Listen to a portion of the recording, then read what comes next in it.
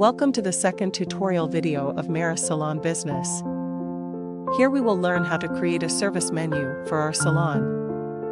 First, we will select My Menu. Here you will write the name of your service, like when you type haircut, there are some names related to hair already. If you want, you can select from these. Or you can write something according to your liking.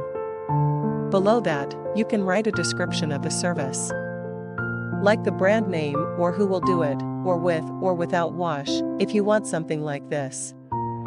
After that, price. After that, time. How much time does the service take? Then add it.